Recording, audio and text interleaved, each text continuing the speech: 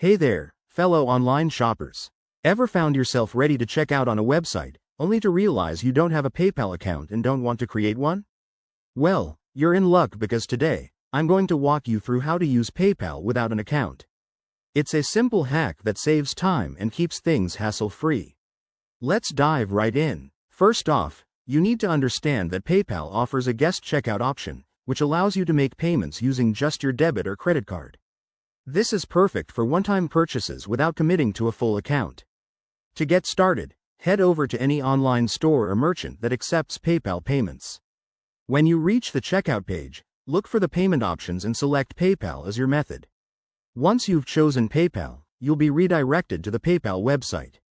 Here's where the magic happens. Look for the Pay with Debit or Credit Card or Guest Checkout button. Click on that, and you won't need to log in or sign up. Instead, you'll be prompted to enter your card details directly.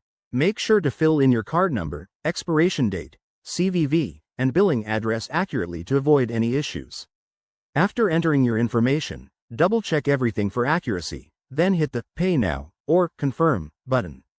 PayPal will process the payment on the spot, and you'll be redirected back to the merchant site to complete your order. Easy, right? One thing to keep in mind is that while this method is convenient, it might not offer the same level of buyer protection as a full PayPal account. So, use it for trusted sites to stay safe. There you have it. Using PayPal without an account is straightforward and can be a real time saver. Next time you're shopping online, give this a try and skip the sign-up process altogether. If you enjoyed this tip, don't forget to like, subscribe, and hit that notification bell for more handy guides like this. Thanks for watching, and happy shopping.